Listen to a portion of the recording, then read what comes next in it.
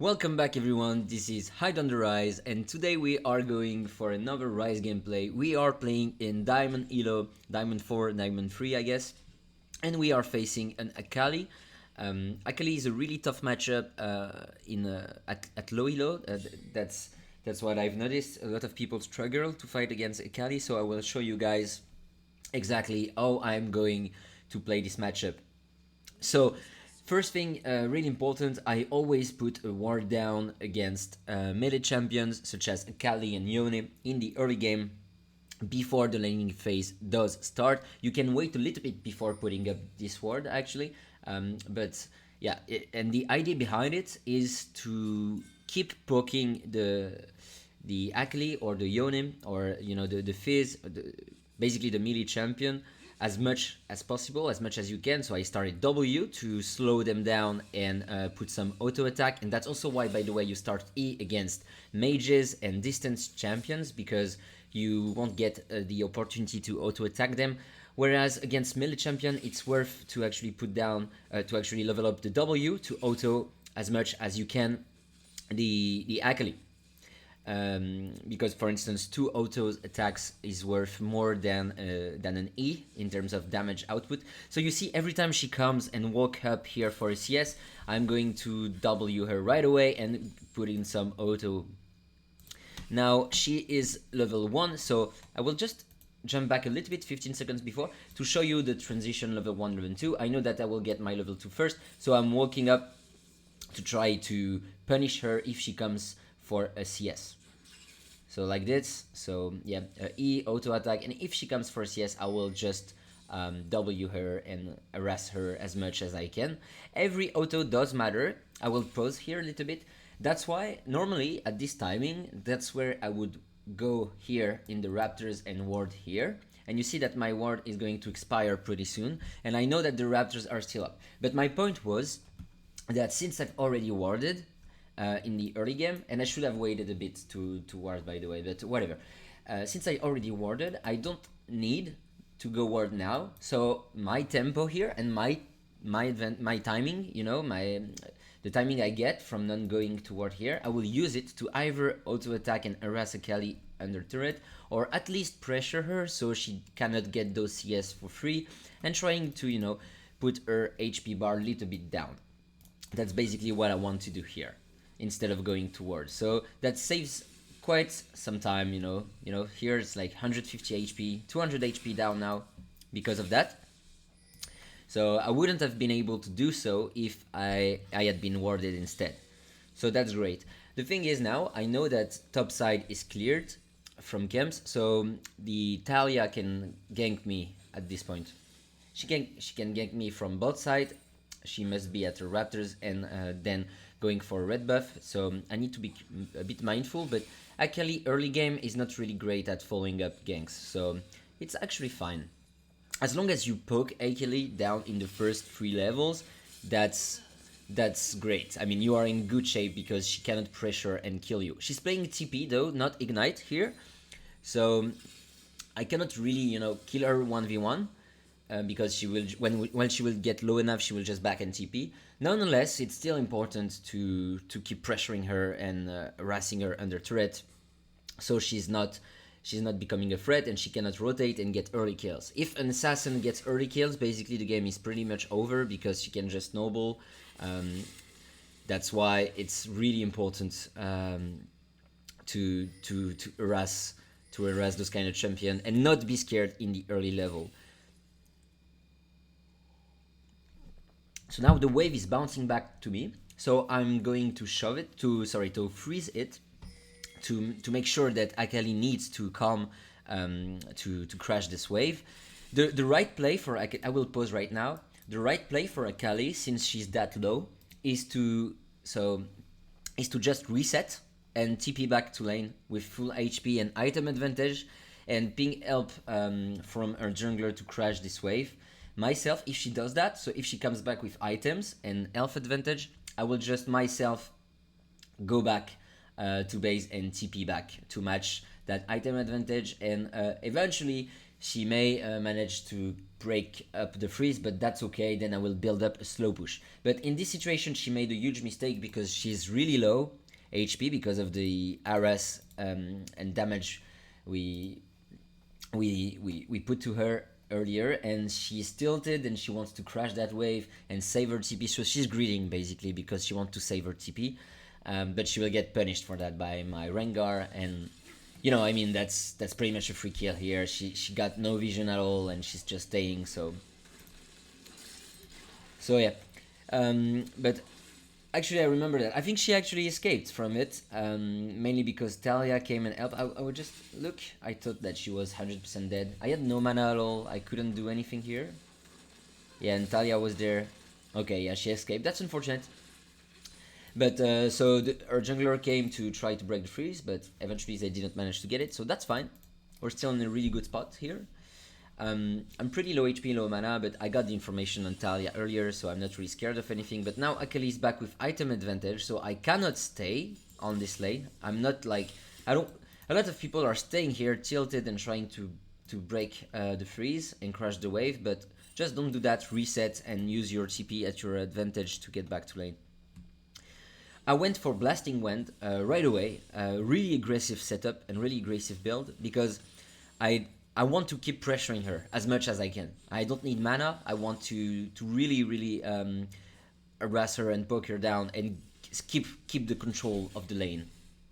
Ryze is really strong to do so. So I want to build damage, and now I have a huge HP lead. So you know, she's not once she's level 6, she won't be able to assassinate and to kill me because I got health advantage because of building Blast Wind instead of, you know, Lost Chapter at this stage. And I had no gold for Lost Chapter anyway, otherwise I would have built it for sure. But I was in this weird spot in terms of gold where I didn't really know what to build. Now, I've pushed my lane, so now I just go for a roam. Have you seen where the ping, where I've warded? So I ward here, in this bush. I ping this bush, and then I've also put down a ward here. And now I'm keeping my rotation bot lane because I see that Caitlyn and Talia, at least Caitlyn is quite low, and they are pushing my my allies, and I know that Rengar is bot side. For instance, that's really important here. If Rengar would have been top side and clearing here his camps, I would not have gone for that play, and that's mainly because I want to always play in the strong side. That's by the way where those expression strong side and weak side are from. So I'm yeah, I will explain a little bit before showing the play, but basically strong side is the side where your jungler and mid laners are playing, so it's always like 4 people. That's strong side. And weak side is basically right now Nasus, because the jungler is not there and I'm not playing on his side. So this guy's weak side, he should not fight at all, like never ever, unless obviously he's really fed and really ahead of his opponent and he can 1v2, because let's assume that the jungler is always there. So normally when you see, as a jungler, when you see a play happening bot lane and you see that Rengar is bot, for instance, if you are the Talia, you should look for a play top to counter, you know, this gold advantage, because this play will necessarily result into a gold lead for us, gold advantage. So Talia needs to compensate and gank Nasus, so Nasus should be aware of that. So as a top laner and as a mid laner in general, when you see your own jungler ganking a lane, either bot or top, you should play carefully and slowly, because you know that you may get ganked, you know. So let's look at the play. Let's jump back a little bit for the play. So I'm rotating, and I will just ult right behind them, trying to get a kill there. So I'm flashing for the Morgana. That was, I really wanted the kill, and I saw that Talia was there. So now I'm killing Caitlyn as well. That's a double kill, and now I'll try to kite Talia, not to die. So really being careful with my health here and not dying. That's the most important thing. And Varus and Sona should be able to clear that wave and crash that wave under turret. Now I see that my Rengar is there waiting for Akali, but Akali is level 6. She wasn't looking at her map at all. That's a bit of a shame, and Rengar is still wants to fight Akali somehow while she's level 6. I don't know why he does that, but now basically she got a free kill and she is 1-0. I'm in the same situation as her, so I'm a bit sad. I'm a bit sad at this point because he basically gave her a free kill, but you know, not blaming on anything. That happens, that's solo queue. Whatever. I'm just going back to wave and I'm crushing it as soon as I can and taking plates because I know that Akali is back. I've seen her on my minimap with the wards I've put down earlier. That's why vision is key, guys, because vision in this game is like, it's a lot of information. It's really important. You should always play around that. And you see, I'm doing the exact same thing here. That's crazy. I'm doing the exact same thing. Look at that. So, pushing the wave, taking 2 plates here. I have a huge wave crashing another turret. Akali needs to be there. If Akali trolls, if Akali doesn't take that wave and comes, follow me, the wrong bot line, the game is over because she will be so far behind. I will get like 2 level leads pretty soon. So she needs to be here. Now let's play around this number advantage. And I see my Rengar topside. So normally, that's what I said earlier, I should not play topside. I should not play bot side, sorry, because my jungler isn't there, right? My jungler isn't there. So that's like really risky because if I gank bot lane now at this stage, if I gank bot and we get counter gank by the Talia, it will be a 3v3. However, in this situation, since the wave is so huge, I know that it will be a 3v3 at maximum. You know what I mean? It will never be a 4v3 because Akali does not have the time to rotate. So I will always get the number advantage here, or we will be even 3v3. But I'm 2-0, I'm really fed, blasting 1 and lost chapter, and I know that my value here as a champion is higher than the Talia wants. So if Talia comes, so in the 3v3 breakout between Caitlyn, Morgana, Talia against Varus, Sona, and Ryze, we will definitely win 100%. My bot lane is 100% HP and a lot of mana. And I'm the one ganking, so I will be there first because they are pushing into it.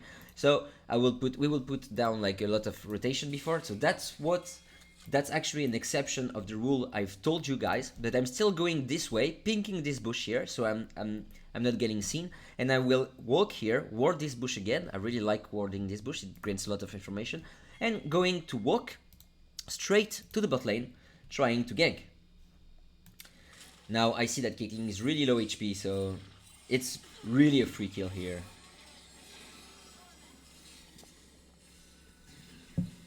Yeah, she's flashing, using a lot of summoners, and we are in a pretty good spot.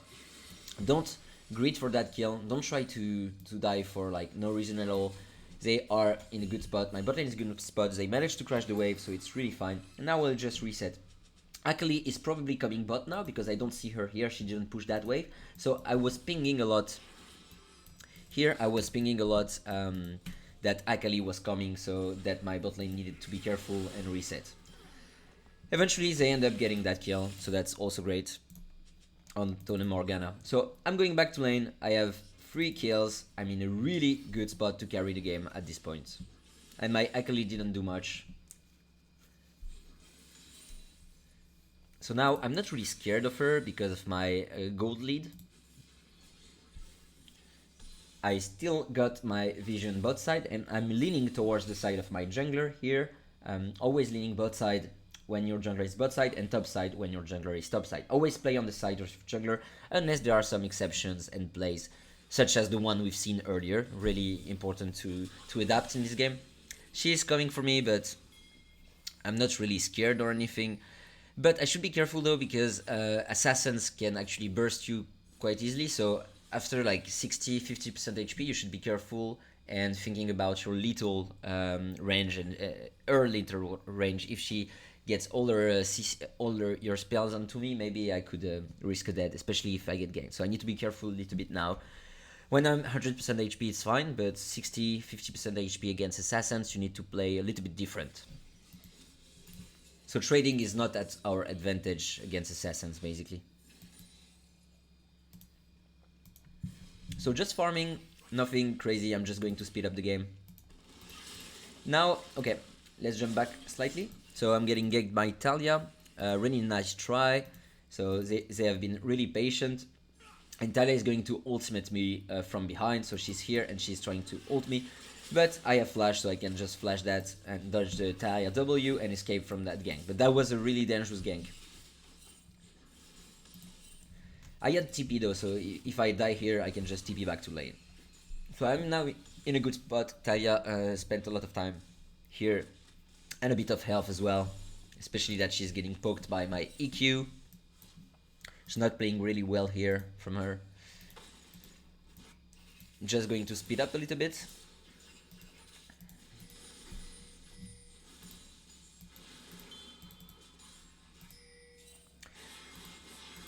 I am going to save my TP here. That's really important. I have TP up, but I was not in the rush of using it. I mean, what's the point of using the TP? It's a really important summoner spell.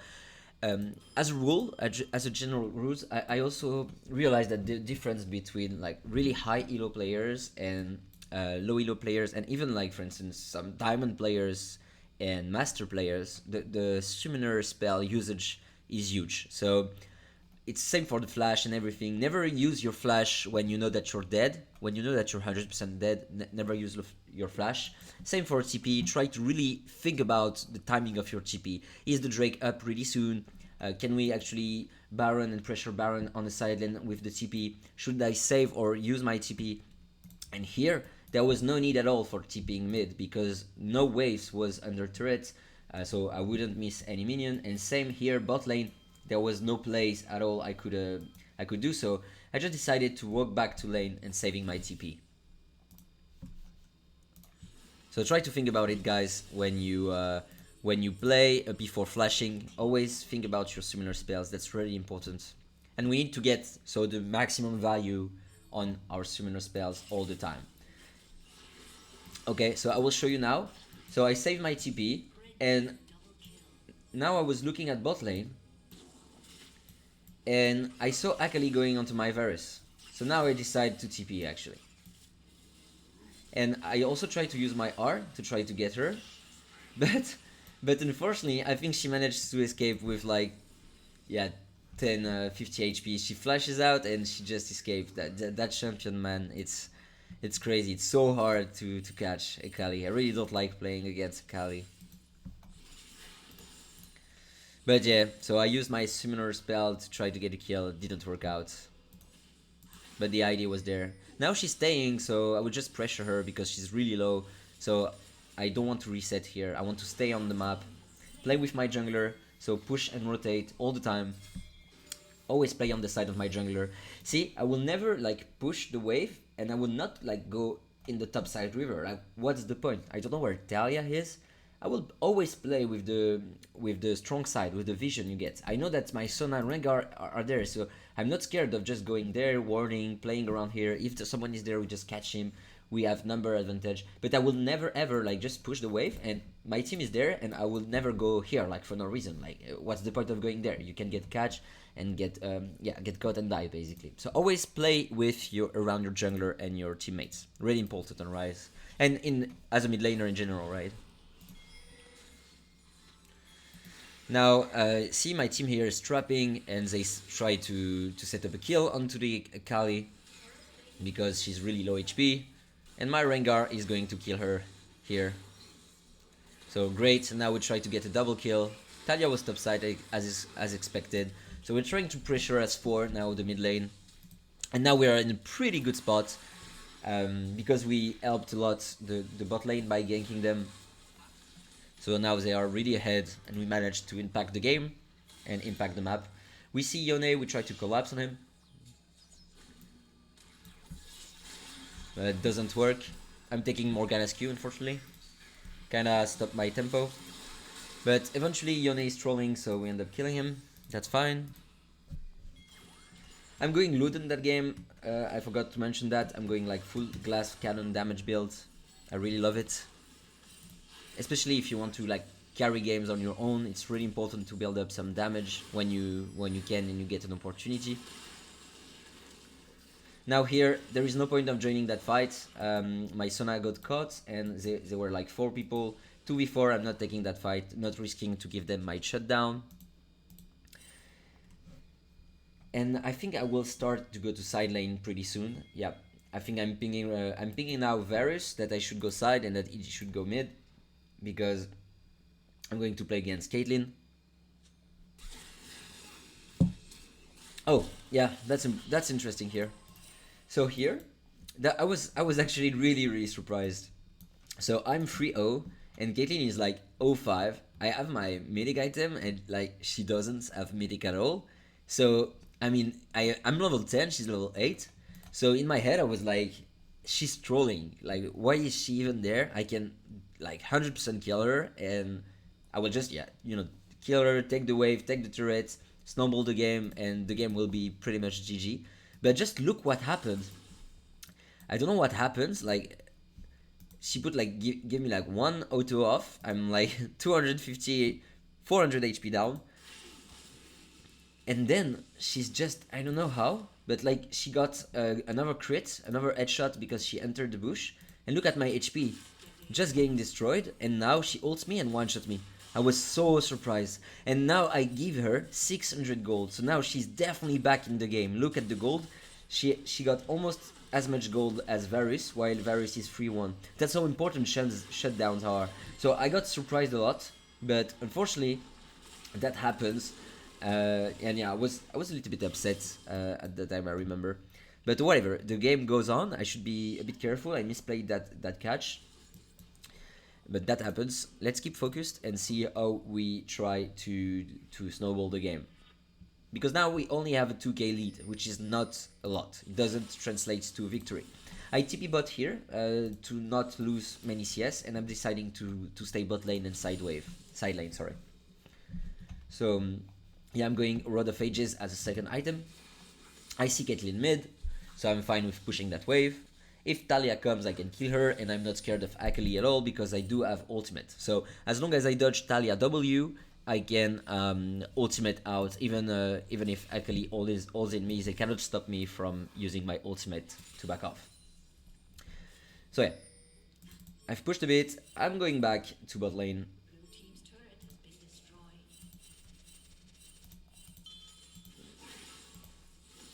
And yeah, I will jump back a little bit here. I am pushing the wave. I'm pushing the wave, and I don't get any vision onto the Akali or anything. And I do see my Rengar and everyone's playing topside. And the Rift rolled this up. So I was like, maybe a fight will break out pretty soon. So I decided to ult mid lane to join that fight and try to catch someone. And I see Akali, so I'm just going for her. But yeah, she has a lot of damage. It's a bit risky, so the play surrenders basically.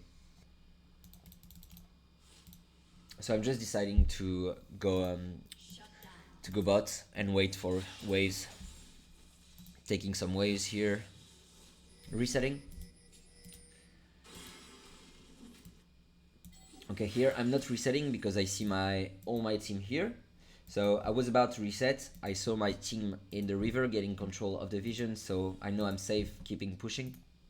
So always adapt and try to greed for waves and collect waves whenever you get a chance. Going to help for Drake. Clearing vision, nothing crazy.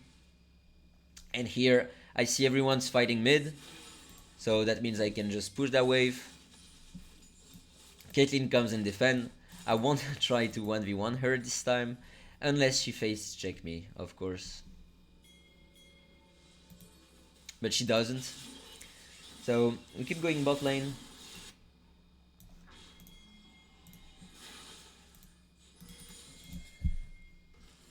We almost got 2 items.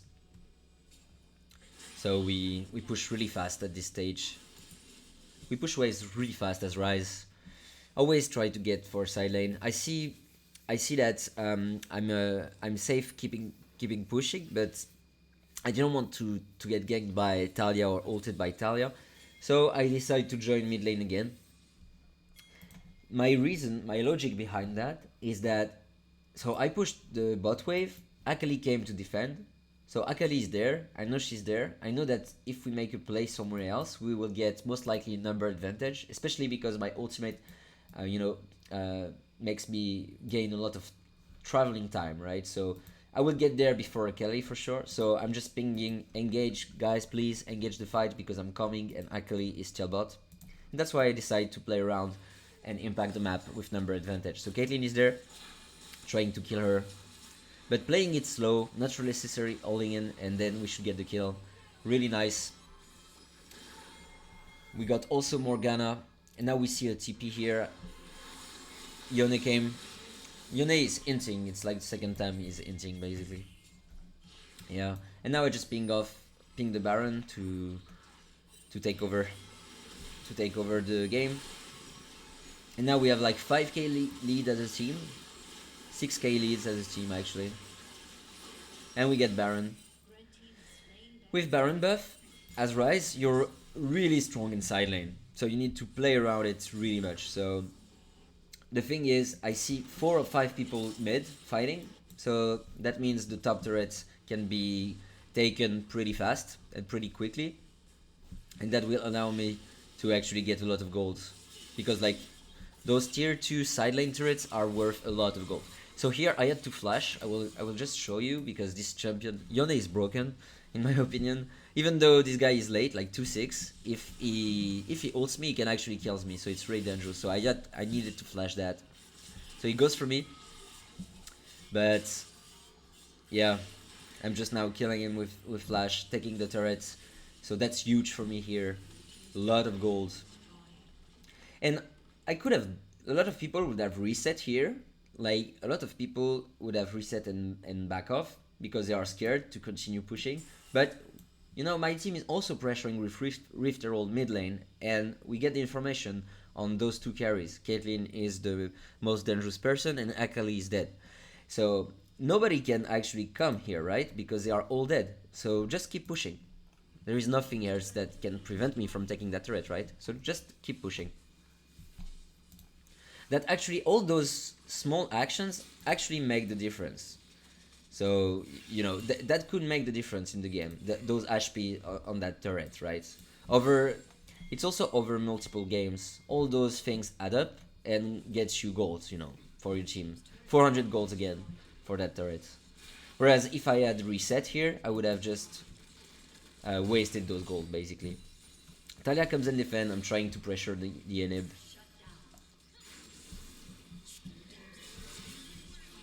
But unfortunately, we cannot take it. It's fine. Now the game should be pretty much won if we do not throw, but let's try not to throw. Akali is coming, so we just managed to CC her and put her down. And Yone is also giving himself, so that's 3 kills here. And we keep pushing because we killed two people and Rengar is pressuring bots.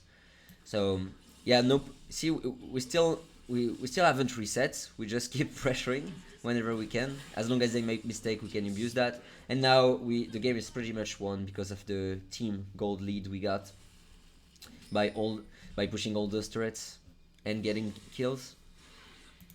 So let's just speed up the game. It's a bit less interesting now, to be honest. So I just TP mid at this point, and I'm going to push the bot lane.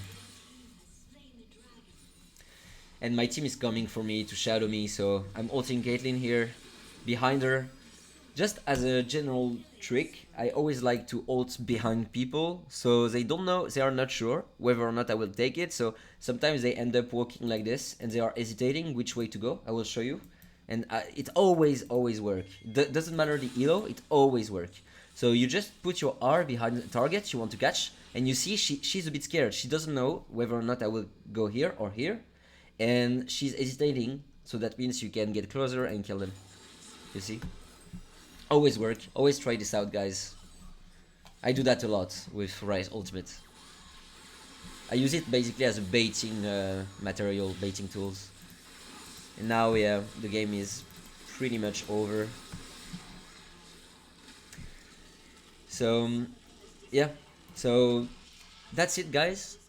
I hope you really enjoyed that video. I hope you learned a lot of things. Please do let me know if that was helpful. And don't hesitate also to subscribe and give me a like, please. I really appreciate it, and it really helps me out a lot, and it motivates me to produce even more content for you. So thank you very much. I really appreciate it, and see you later.